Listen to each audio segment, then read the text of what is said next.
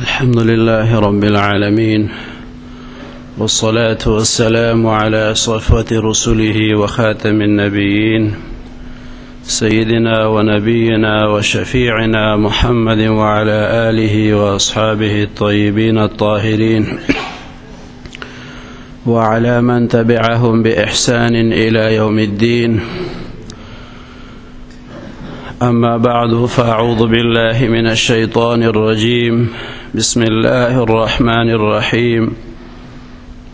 محمد رسول الله والذين معه أشداء على الكفار رحماء بينهم.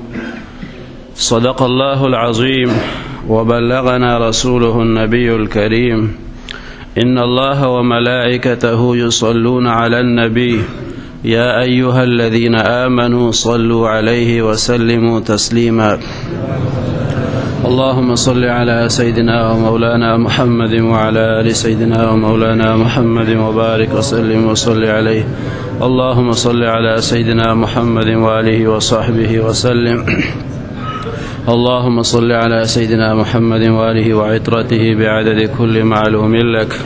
اللهم صل على سيدنا ومولانا محمد وعلى آل سيدنا ومولانا محمد وبارك وسلم وصل عليه. عزتمند حاضرین او اوریدونکو، د اسلامی تاریخ لومبنی میاشت د محرم الحرام او د دینه مخکې د ذوالحجې میاشت، دا دواړه مسلمانانو ته خپل تاریخ ور یادوي چې مسلمان خپل تاریخ همیشه یاد ساتي چې زمونږ اسلامی کال دا د محرم نه شروع کیږي او په ذوالحجې باندې ختمیږي. نو ذوالحجه هم د قربانۍ میاشت او محرم هم د قربانۍ میاشت. ذوالحجه کې مسلمانان د څاروو قرباني کوي. حجاج کرام د حج هغه هم فریضه ادا کوي او د حضرت ابراهیم علیه السلام د هغه عظیم قربانو یاد تازه کوي او د خپل طرف نه د دې خبرې اظهار کوي چې که د الله تعالی د طرف نه مونږ ته حکم وشي نو مونږ به هم د الله تعالی د رضا دپاره د خپل مال او د جان او د اولاد او د وطن د هر څه قربانۍ ته هر وخت تیار اوسو. او د محرم د میاشت دام د قربانۍ پیغام مسلمانانو ته ورکوي، ځکه چې په دې کې یو اهم تاریخ دی د مسلمانانو. لوی لوی واقعات پیښ شوي دي.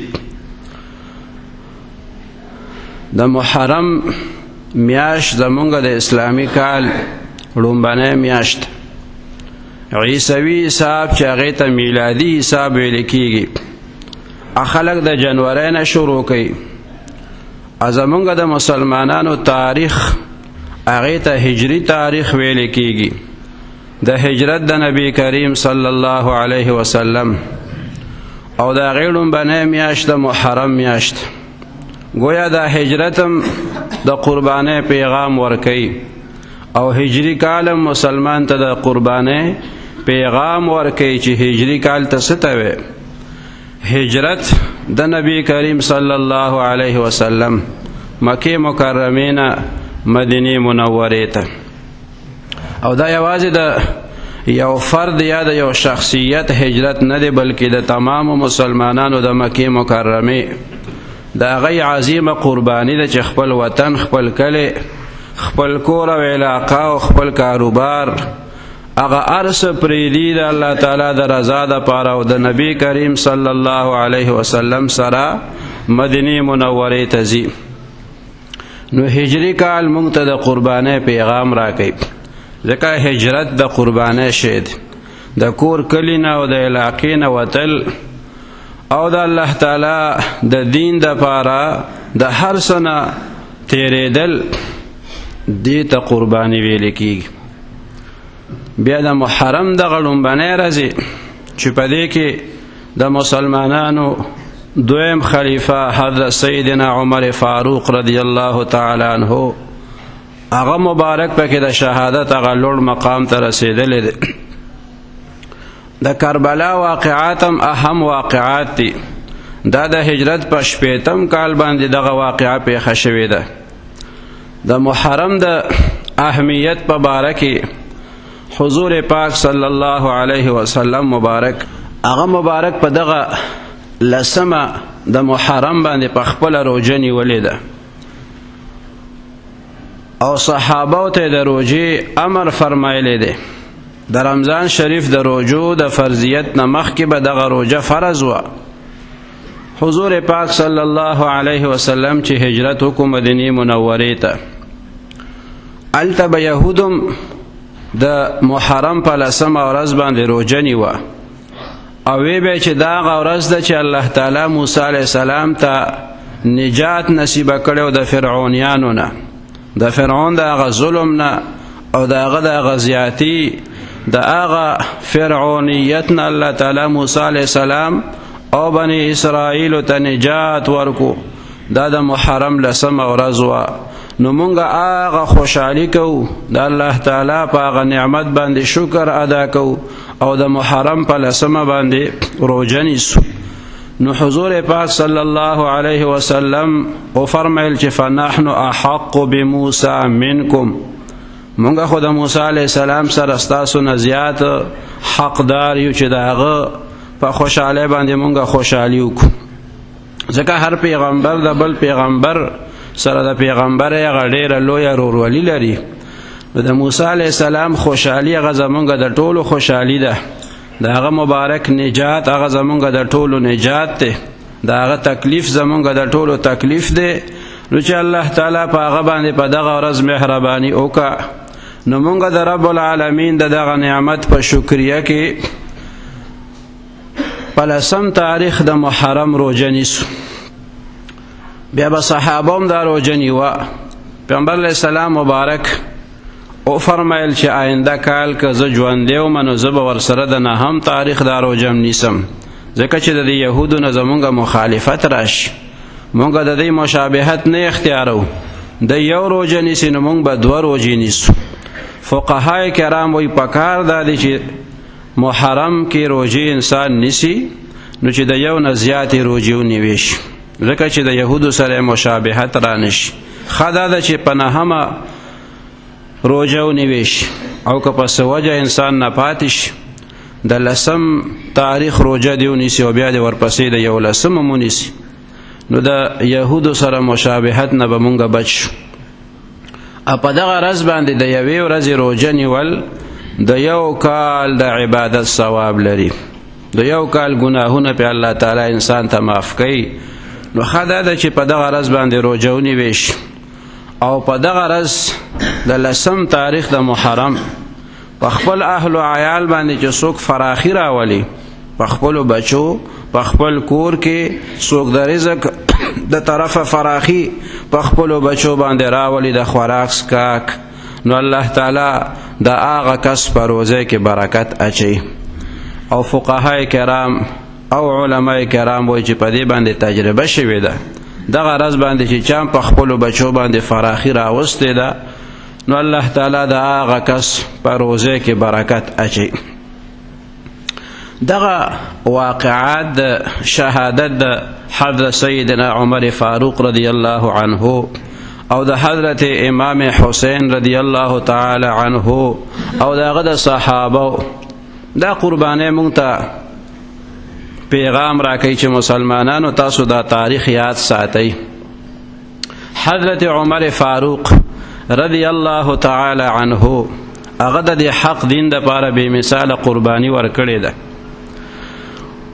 حضور پاک صلی الله علیه وسلم د حضرت عمر رضی الله عنه بارک فرمایلی دی چې لو کان بعدی نبی لکان عمر بن الخطاب رضی الله تعالی عنه. کچر زمانه پس نبی وی پیغمبری الله تعالی په پیغمبر علیہ السلام سر ته رسول ده، نبوت په محمد باندې تمام شو، نشته پس له محمد انبیاء. هغه مبارک نه پس بل نبی دنیا ته ناراضی، هغه خاتم النبیین دی صلی الله علیه وسلم. او د ختم نبوت عقیده زمونږ هغه بنیادی عقیده ده او د ختم نبوت نه منکر چې دین هغه کافری. حضور پاک صلی الله علیه وسلم فرمایي لو کان بعدی نبی کچره بالفرض والمحال مانا پس خو پیغمبر نشتا لا نبی بعدی مانا پس نبی راتلون کې نشتا. حضرت عیسی علیہ السلام برازی لیکن هغه به د پیغمبر په حیثیت ناراضي، هغه به د نبی کریم صلی الله علیه وسلم د امتی په حیثیت باندې راضي. او هغه چې کلمه وای نو داسې به نه وای چې لا اله الا الله عیسی روح الله، بلکې داسې به وای چې لا اله الا الله محمد رسول الله صلی الله علیه و آله وسلم. نو حضور پاک صلی الله علیه وسلم فرمایي کچره بالفرض مانا پس څوک پیغمبر وی نو لکان عمر، بیا به دا عمر چې دا به پیغمبرو. داسې لوی مقام ته الله تعالی ورکړی دی. حضرت انس رضی الله تعالی عنه کثیر الملازمه صحابی دی د نبی کریم صلی الله علیه وسلم. هغه فرمایي چې ان رجلا سأل النبي صلی الله علیه وسلم، یو سړی د رسول الله صلی الله علیه وسلم نه تپوسو کو متى الساعه، اې د الله تعالی رسول قیامت بکلی. حضور پاک صلی الله علیه وسلم تو فرمایل ما عددت لها، تا د قیامت د پاره څه تیارې کړې ده؟ هغه کس ورته وی لا شیء، هیڅ شی مې ورته نه دی تیار کړی، ولکن انی احب الله ورسوله، او لیکن زه محبت کوم د الله تعالی او د هغه د رسول صلی الله علیه وسلم سره. چې صحابي دی نو د هغه به بهترین اعمالی، خو هغه عاجزي کوي، تواضع والا خبره کوي چې ما خو څه خاص تیارې نه دی کړې، بس دومره ده چې الله تعالی او د هغه د رسول صلی الله علیه وسلم سره مې مینه ده. فقال النبي صلى الله عليه وسلم، رسول الله صلى الله عليه وسلم او فرمایل انت مع من احببته، تبا آغا چا سره چې چا سره ستا مینه. ففرحنا، نو مونږه خوشاله شو. ما فرحنا بشيء فرحنا بقول النبي صلى الله عليه وسلم. حضرت انس رضی الله عنه فرمای چې د دین زیاته خوشاله مونږ ته چرتم نو ملاو شوی چې د نبی کریم صلی الله علیه وسلم په دې فرمان مبارک باندې مونږه څومره خوشاله شو چې انت مع من احببت، تبه د هغه چا سره چې چا سره ستا مینه. فقال انس، نو حضرت انس رضی الله تعالی عنه او فرمایل انی احب الله ورسوله، زه محبت کوم د الله تعالی او د هغه د رسول صلی الله علیه وسلم سره. و ابا بکر و عمر، او د حضرت ابو بکر رضی الله عنه سره محبت کوم او د حضرت عمر رضی الله تعالی عنه سره محبت کوم. و ارجو ان اكون معهم بحبي اياهم، او زه دا امید کوم چې زه به که خیر د دې سره ما، ځکه چې زما د دې سره محبت ده. وان لم اعمل مثل اعمالهم، اگر چې ما د هغې د اعمالو په شانتې عمل نه دی کړی، زه په عمل کې کمزور یم، خو زما محبت دی د نبی کریم صلی الله علیه وسلم سره او د حضرت ابو بکر صدیق رضی الله عنه سره او د حضرت عمر فاروق رضی الله تعالی عنه سره. نو ارجو ان اكون معهم بحبي اياهم، زدا امید ساتم چې زبا که خیر ان شاء الله د دې سره مزکه چې زما ور سره مینه ده. ابن ابي مليكه یو راوی دی، هغه وایي چې حضرت انس رضی الله عنه فرمای، ابن عباس رضی الله عنهما، د ابن عباس رضی الله عنهما نه روایت کوي، وایي چې ابن عباس وایي چې کله حضرت عمر فاروق رضی الله تعالی عنه مبارک شهید شو او داغه مبارک بدن مبارک په تخت باندې واچول شو، په کټ باندې واچول شو، نو خلک راجمع شو او دعا ورته کوله او د حضرت عمر رضی الله عنه تعریف خلکو کولو، داغه لپاره د تحسین کلمات استعمالول. دې دوران کې یو کس زما په اوږه باندې لاس کېښو، ما چې شاته وکتل نو هغه حضرت علی رضی الله تعالی عنه. ما ورته ځای پرېښو. حضرت علی رضی الله تعالی عنه چې حضرت عمر رضی الله عنه ته وکتل نو هغه مبارکم ډېر د تحسین کلمات د حضرت عمر رضی الله عنه لپاره استعمال ک او بیا فرمایل چې انی اکثر اسمع رسول الله صلی الله علیه وسلم. حضرت علی رضی الله عنه په دغه مقدس فرمایل چې ما به د رسول الله صلی الله علیه وسلم نه ډېر ډېر دا اورېده چې جئت انا وابا بکر وعمر، دخلت انا وابا بکر وعمر، خرجت انا وابا بکر وعمر.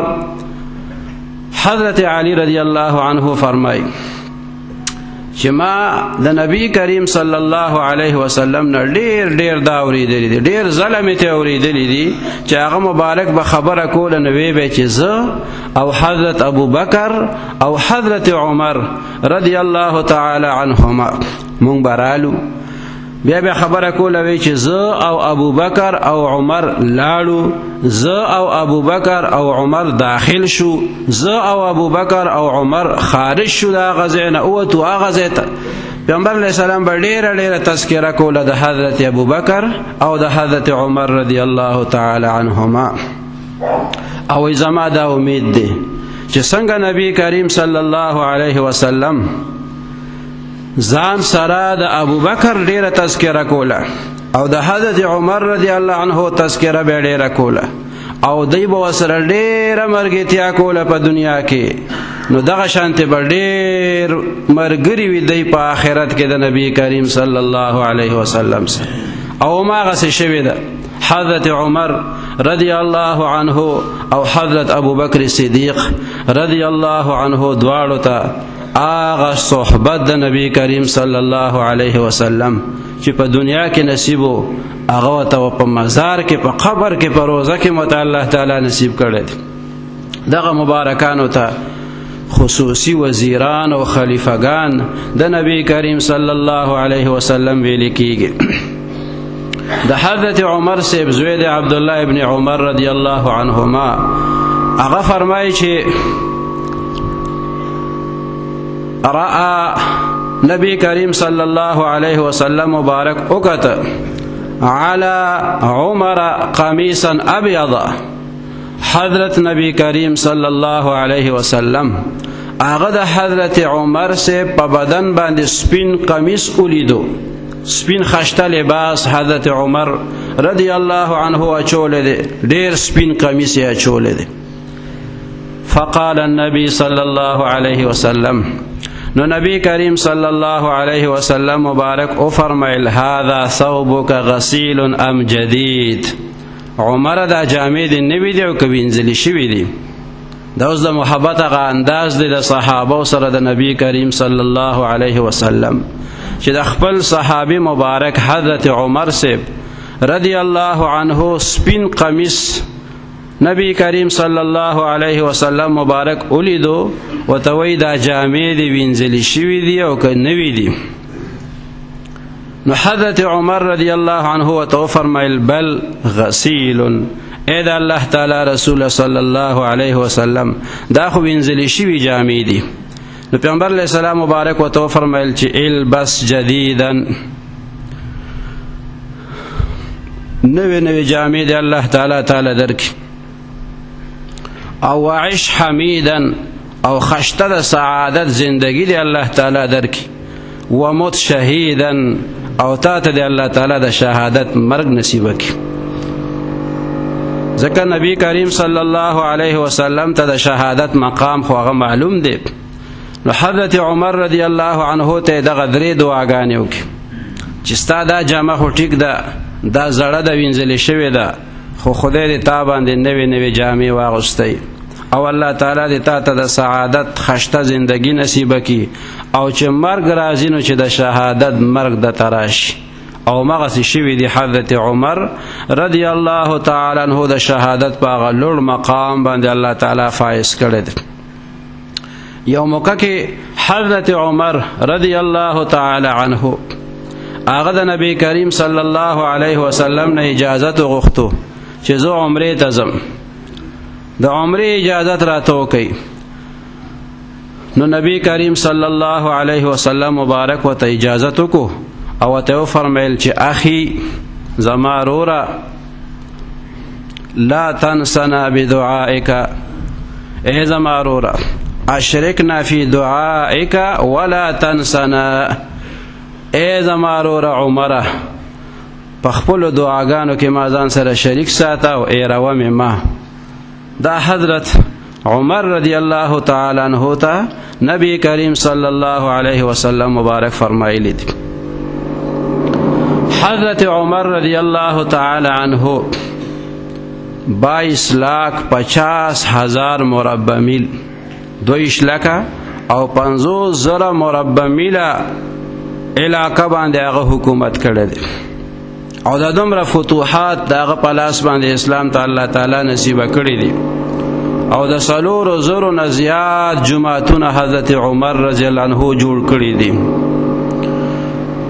او د هغه مبارک هغه خپل ذاتی زندگی داسې و چې کله حکومت کولو نو د خلکو حالت بداو چې خلک به د شپې بیغمه ودو، رعیت هغه به په کلاره بیغمه ودو او حضرت عمر رضی الله عنه به د شپې ګرځېدو چې زما د حکومت په دور کې د خلکو ته څه تکلیف خو نشته او چې د کم کور نه به څه آواز اورېدو نو د هغې نه به بیا تپوس کول او چې کم به مسکینان و محتاج به کونډې به وې نو د په خپله ملا باندې به بورې د خوراک روچته که او هغه کور ته به رسوله. دی نه وي چې زه خلیفه یم، زه امیر یم، زه مشر یم، زه بادشاه یم. نو داسې بادشاهي کړې ده چې په خپله ویښ او خلک چې دی نو هغه به ودو او په قلار به او په آرام باندې به خلکو زندگی تیروله. حضرت عمر رضی الله تعالی عنه مبارک هغه یو موقع کې خلکو ته تقریر کولو نو ورته وی اطیعوا واسمعوا، ای خلکو زما خبره ته ښه غوږ کېږدئ او چې زه درته څه ویم نو هغه ومنئ. یو سړی ورته پاڅېدو، لا نسمع ولا نطیع، نه موږ ستا خبره اورو او نه ستا خبره موږ منو. حضرت عمر رضی الله عنه ورته فرمایي چې څه وجه ده؟ سړي ورته وی چې د غنیمت مال کم تقسیم شو، کومه کپړه راغلې وه او په خلکو باندې تاسو وویشله، زمونږ ټولو یو کپړه ورسېده او د هغې نه پوره جامه هم نه کېږي او ستا په بدن باندې زه وینم چې هم د څادر په سر دی هم د لنګ والی دی، معلومیږي دا چې خپله د 2 کپړې اغوښتي او موږ له د یو راکړې ده. نو موږ به څنګه ستا خبره اورو، څنګه به موږ ستا خبره منو؟ ځان دپاره زیاته ایسه او موږ دپاره کمه.